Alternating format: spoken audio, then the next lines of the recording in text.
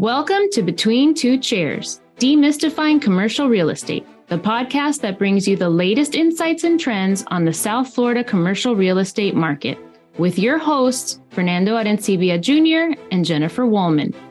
In each episode, we dive into the world of commercial real estate and break down complex concepts to make them accessible for everyone.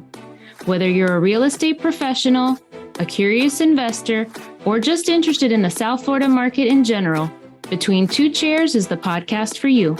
So pull up a chair and join us.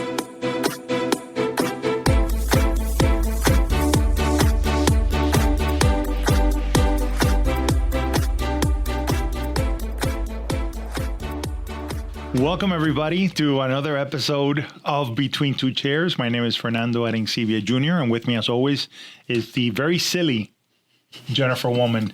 Jennifer, say hi. Hi, everybody. So, Jennifer, for those of you who are listening, just want to explain to you that Jennifer often likes to dance right before we start to record so she could get the blood flowing. I love dancing. I'm always dancing. Anyone who knows me knows how much I love to dance. That and karaoke. Yeah. My eyeglass karaoke. Eyeglass karaoke. Absolutely. All right, my friend. So we recently did a podcast with Chris Sierra where we, CPA. Yeah, last week. And we spoke about, retirement planning and really structuring your business so that it is scalable, so that it is a marketable business. I thought there was a lot of great insight into there. And I think that triggered an idea with you that you wanted to share with the audience. Yeah, so the whole point of some of these series is, right, we're trying to teach from experiences that Fernando and I have had, not just with transactions that we've done, but over the years building our business, issues we came up against, things we know now that we wish we had known then. So with Chris Sierra, we were basically talking about how a real estate broker can plan not only can plan for retirement basically by building a business that can be sold and also by investing, period, but also specifically investing in real estate. So in another episode, I can't remember what episode it was, I briefly described what my buy box was. But since with Chris, we were talking about the different ways you can buy real estate. You can buy either flat out and do the write-offs that you get with depreciation and everything else, and the benefits that you get being a licensed real estate professional and you have to do certain number of hours a week to be in the business. You get certain benefits in buying real estate, or also buying real estate in a Roth IRA or a self-directed 401k plan. So then I thought, okay, so now people are going to be like, great, let me go buy some real estate, right? And so I started thinking about, so I have a buy box, right? I spoke about it before, what my buy box is in terms of asset class, locations, et cetera, et cetera. I always look for something with a school, hospitals, military base, no more than 2 hours from an international airport, all that kind of stuff. But I thought we would get a little bit into how to go about buying. You don't just go out there and buy real estate, right? So how do you go about thinking about real estate and purchasing it? So I said, well, why don't you define your buy box, right? And so a buy box is basically just a list of parameters in terms of what you're looking for in real estate. And we get this all the time. How many times have you gotten a phone call saying, hey, I'm an investor, I'm looking to buy some property, and you're like, okay, what do you want to buy? Anything that's a good deal.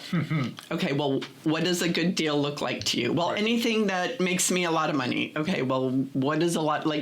You start getting into this, and well, where do you want to be? Anywhere where I can buy a good deal, and you kind of get in this loop. So I thought, let's get into the buy box. So a buy box is basically your thinking about what you want to buy and why you want to buy it. So what asset class do you want to buy? Is it going to be residential or is it commercial? If it's commercial, what type of commercial? What size of commercial, right? Yeah. Then location, what market or submarket do you want to be in? Are there certain conditions within that market or submarket? What is your price range? right? Yeah. What can you afford either to buy on your own or to borrow against, or if you're going to invest as an LP, invest as an LP. Yeah. What is the quality of the property? Is it an A, B, or C property? Is it a value-add property, meaning that you have to do work on it in order to bring it up to where you can get market rents? Or is it something that you're going to buy that's already move-in ready and you don't have to do any work? And then your desired yield. What kind of cap rate are you looking at? Or cash on cash, or internal rate of return? And so everyone's, you might think, oh, that's super easy, right? Like, I know what asset class. I want single family, or I want multifamily, and I know I want to be in Miami, and I don't want to pay more than $2 million. But when you get into it, even though it sounds really basic and easy, you really have to do a much deeper dive in determining each of those items on the list. Like, for example, when you're picking an asset class, how involved do you want to be, or can you be, in managing the asset? Because if you're a working broker, remember, if you're an investor, that's different. If you're an investor, straight out investor, this is probably going to be your full-time job, right? But if you're a broker, or you're buying an investment and you have a W-2 job, then you need to be really realistic in terms of how much time it takes to manage whatever asset class you're going to be buying in, right? So I started out buying single families, right? It was easiest, it was fastest, it's the one where I needed the least amount of money. So we bought a single family and we were renting it out kind of as Airbnb. We had somebody else managing it because it was in a market we wanted to be in, but we didn't live in. We interviewed all the local management companies, etc. It was a nightmare having these local managers that, I ended up one year with something like 5 different brands of coffee machines, because every time, somebody wanted an espresso, and somebody wanted just a plain American drip, and somebody wanted a French press, and somebody wanted a Keurig. And I was like, are you kidding me? What if somebody wants, an Italian cappuccino? Are you going to buy one of those big machines? So then we ended up switching it to a long-term rental also, and that it still made us really good money, and we just liked the fact that now we can manage it. It was a lot easier for us to manage. If you're not going to manage it yourself, then you need to allow in your pricing, right? If I may, let's back up, because you're throwing out to, I'm putting myself, if I'm listening to this, there's just a lot to break down, right? And so I love this idea, because what you're saying is, how do you design your own buy box? Correct. Right. And I think that is when we meet with agents, you and I, we always ask them when we're doing a strategy session for their businesses, what is your why? Right. And I think that's kind of like one of the things that you've alluded to is, first, starting with that, what is your why, is very important. Mm-hmm. There are people that want to replace their income. Mm-hmm. They don't want to be, W2. They don't want to be W-2, or they want to create for themselves the ability to have some freedom, where if I'm able to replace my income with passive income, or with, even if it's active income with managing a property, that is something outside of where I'm currently getting, my income and my job or anything like that. I think that's an important component. The next one that you mentioned is, how involved and active do I want to be in the management? How much time do I have to devote to it? How much time am I willing to devote to it? Am I willing to get phone calls at 3 a.m. when something breaks? Am I willing to handle, issues as they come up, those kind of things? Or do I want to give away the responsibility of management to somebody else? Or do I want an asset class that doesn't require a lot of management? Right? And I think that then you get into location, as you mentioned, which I think is very important, because, determining what is a good location is based on criteria that you create for it, because for some people, we've spoken about this before, some people are more risk averse than others, but is the surrounding area supporting the investment? And we've spoken about this, but I like looking at a zoning map only because I want to see where that property lives within the ecosystem that is surrounding it. I love large centers of employment. I want to make sure that if I'm going to lease, especially in multifamily, if I'm going to lease it then I want to know that there's going to be a lot of people that are close proximity to employment. I want large centers of transportation corridors so that people can get in and out, very quickly. Are there amenities in the neighborhood that are going to enhance the business? I think those things Right. You want to look for the economic drivers that are going to support the rents and the cash flow that whatever asset class you're buying in can support. And you're going to want to look at the demographics as well, because it might have the economic drivers that can support demand, but maybe the demographics doesn't support the rents you need in order to make your numbers work. So I think that that's super important. And that's what I meant by the market and doing a dive on the market, not just because you like the market or you heard it's the greatest thing. It's how does that market work for your specific asset class and the other issues on your buy box, right? The other items on your buy box in terms of your yield and everything else. How do people go about choosing an asset class? Because I think that's an important thing. I think it depends. I think it depends on what you know.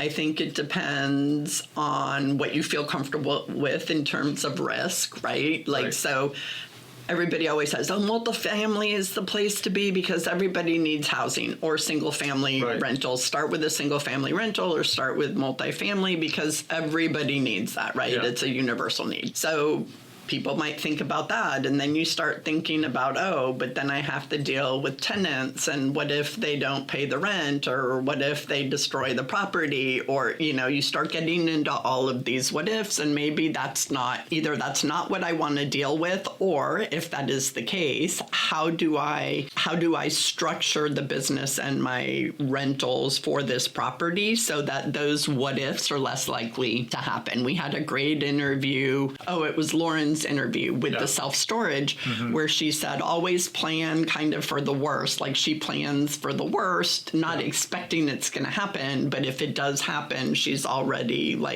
figured that out. So I think that's the thing. But if you don't want to deal with that at all because, in a rental maybe the turnovers are too high and you don't want to deal with having to put in a new tenant every year or whatever, however long your rental term is, then maybe you want to look at something else. You don't want to look at multifamily. Maybe you want nothing. So maybe you want land. And if it's land, is it land that you're just going to sit on, which isn't going to cash flow? Or is it land that you're going to be able to lease out for a while or have somebody farm it or whatever, and you're making some money, but your main out is appreciation? Or like our friend Gus, he's like, I invest in warehouses because it's basically a box.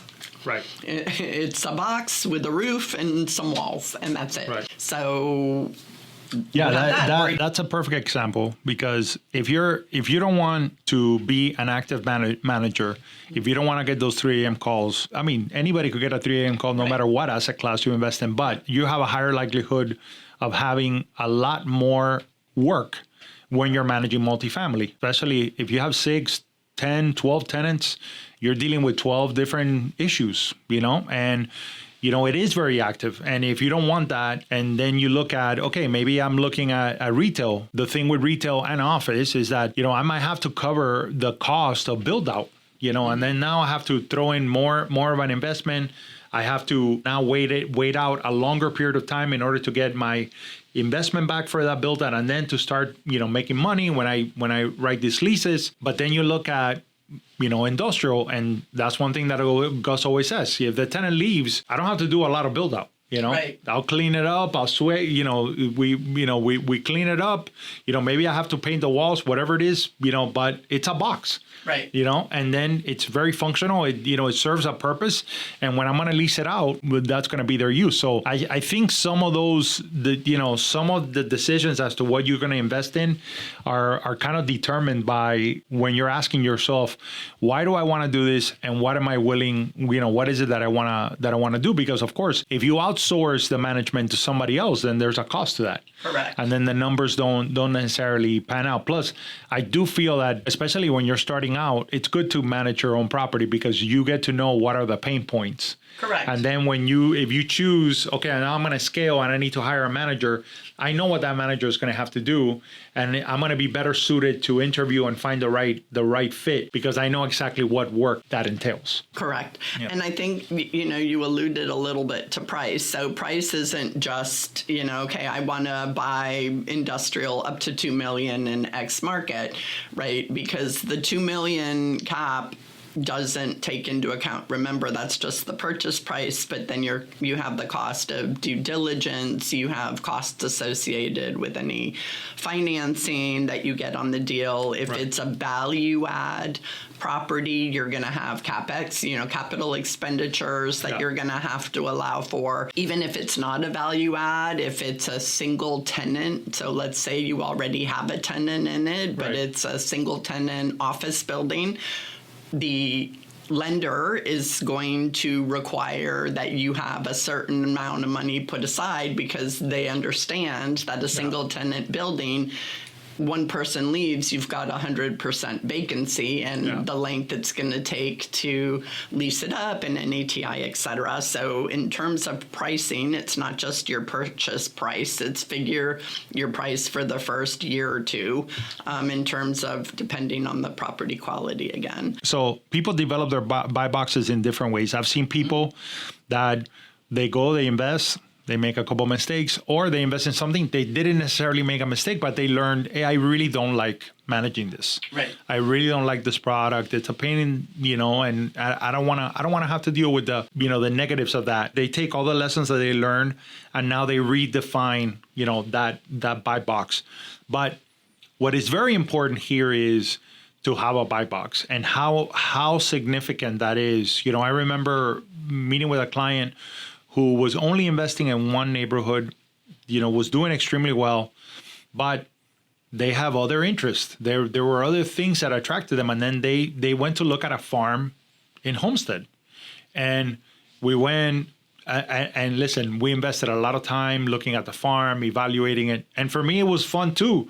It was great to get lost in all those acres and learn about that business and understand, the dynamics of it was really a lot of fun because it's something new. It's, you learn so much about, the agricultural business and all that stuff, but at some point, my client had to be faced with the question of, hey, this is really not in keeping with my investment philosophy. This is really not in keeping. This would be so far apart that it almost feels like I'm trying to fit a square peg in a round hole just because I really like this, but it doesn't quite fit the criteria that I've set for myself and for my investment. And what's important about that is he could have very well done that, and he may do that in the future. But what's important about that is that at least you have something to go back to evaluate it against and to really generate some sort of objectivity to your search and to your investment because you have a philosophy and you want to be in that box, and some people call it a buy box, some people call it an investment philosophy, whatever it is that you call it,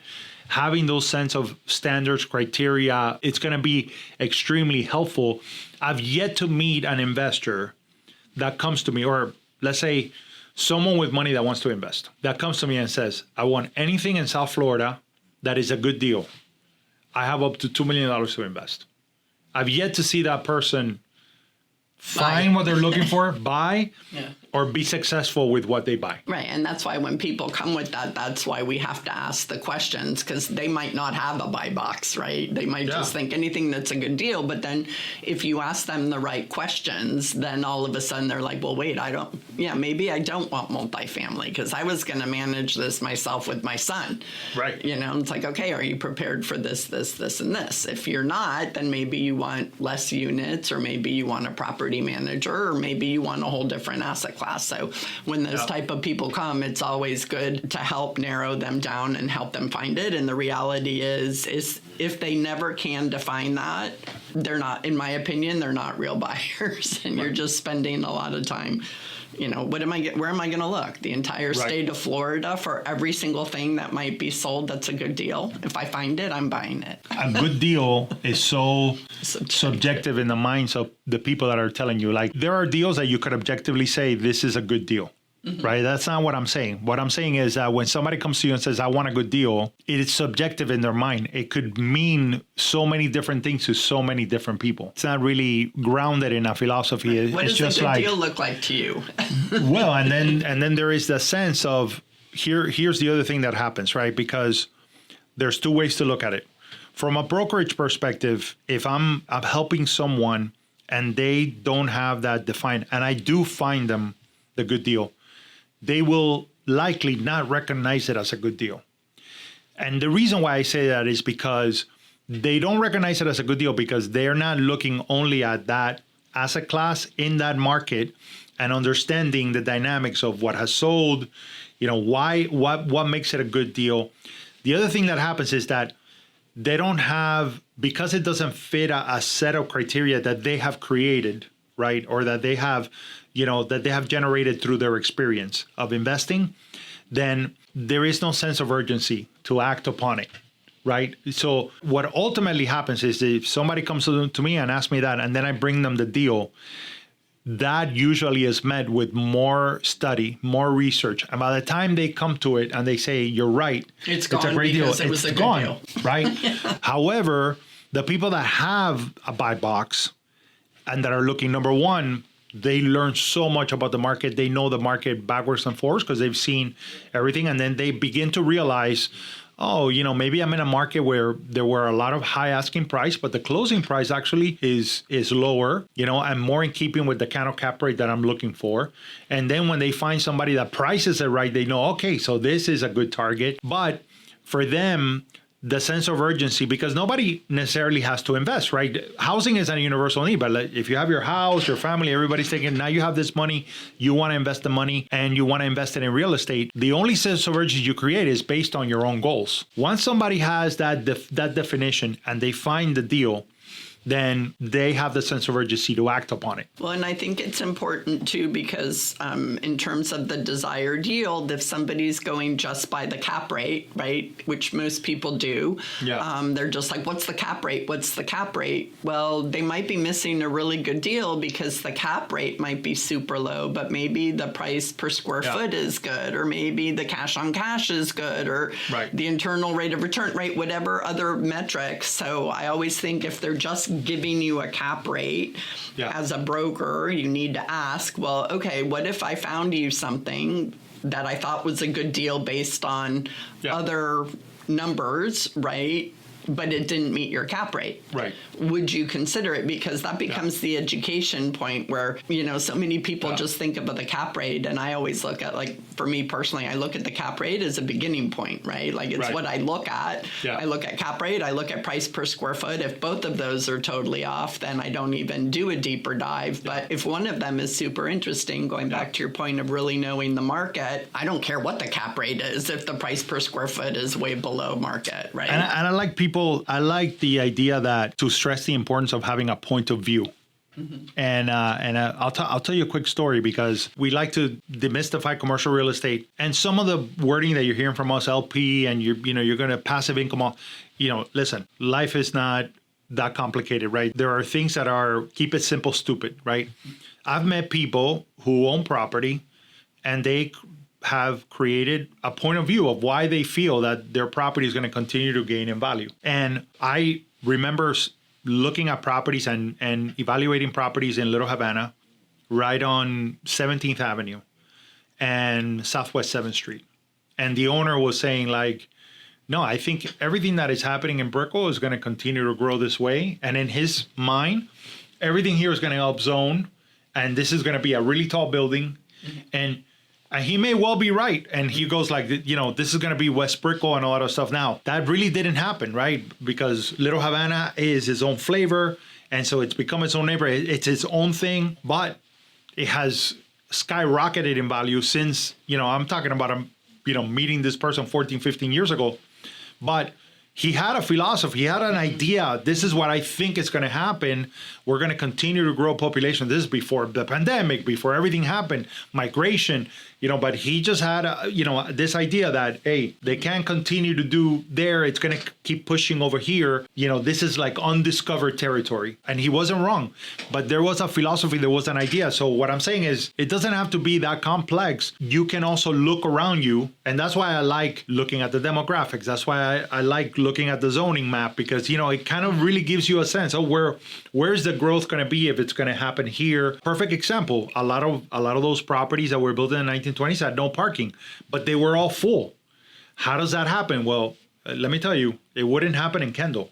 Right. You're right. It's not going to happen in Westchester, but it'll happen there because all of my jobs are a mile away.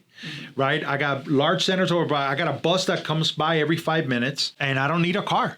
And that's part of, I'm living in the urban core. I get to walk to the corner and have my breakfast, go to my grocery store, all that stuff. So it's a different thing. But I do believe, and we've had this conversation, I'm glad you brought up Chris. One of the biggest points that Chris said was about being organized and how it might be a very simple idea, but it is very powerful. And it's the same thing here. It's important to develop a buy box, to develop an investment philosophy. And you don't have to do this on your own. This is where a good relationship with a broker comes in hand. And if you're willing to do the work and the broker's willing to do the work, you can create a buy box that really makes sense for you and for your investment goals. And Chris also spoke about how anybody in real estate, whether as a broker or an investor, really needs to think.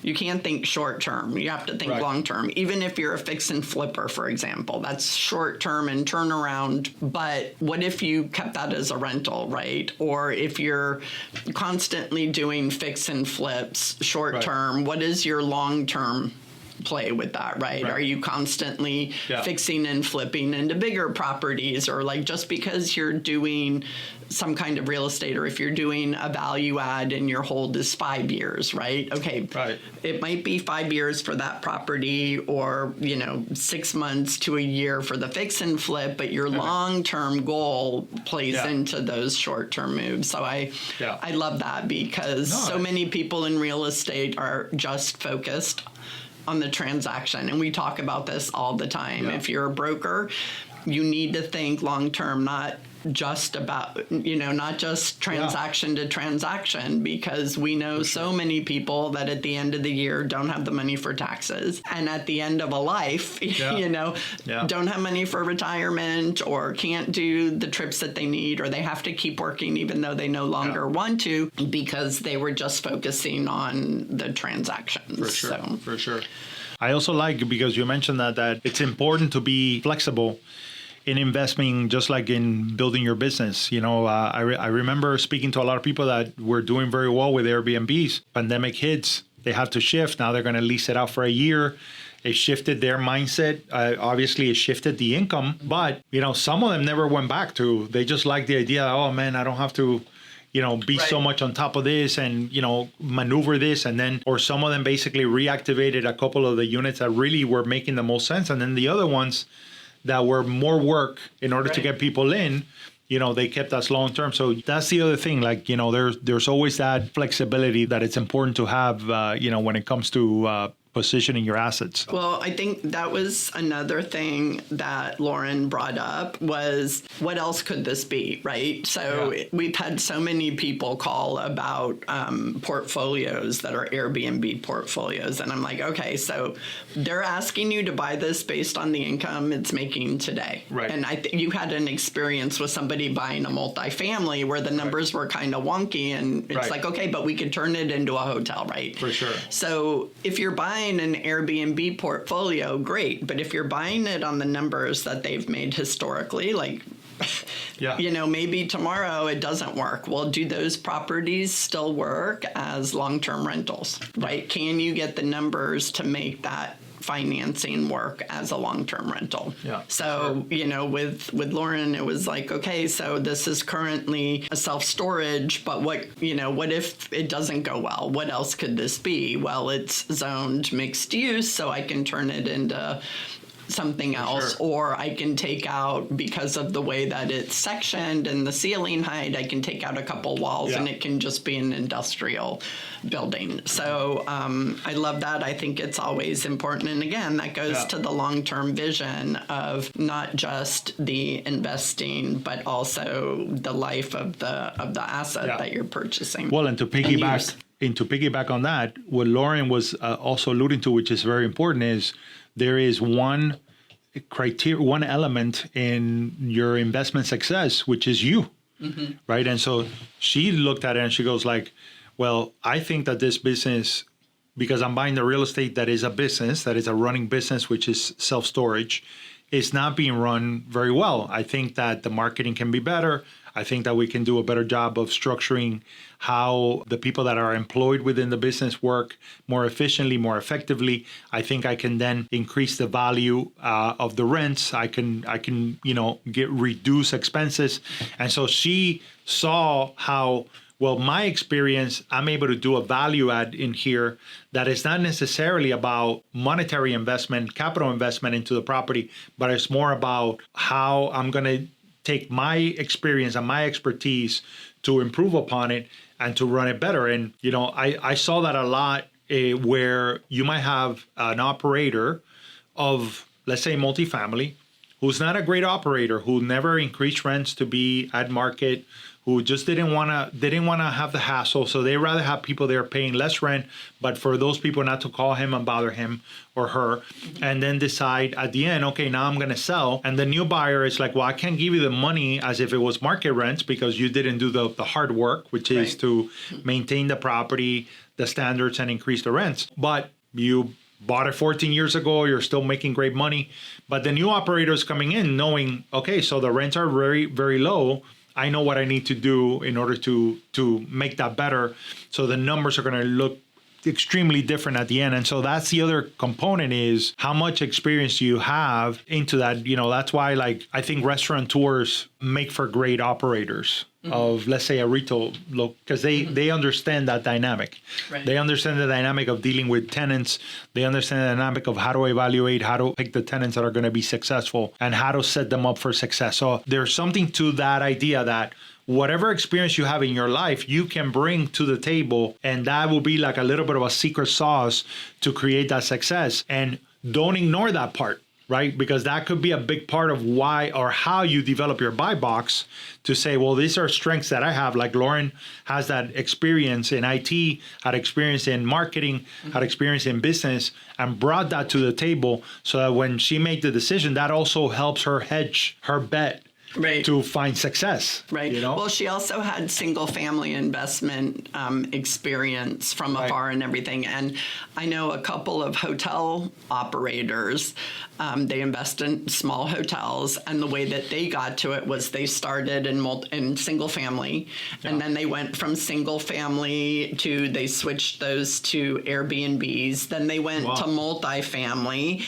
And then they were using their multifamily was zoned for short-term rentals. So they would have like a sixplex. Right. So she's like, we're really in the hospitality business. Why don't I just buy a hotel?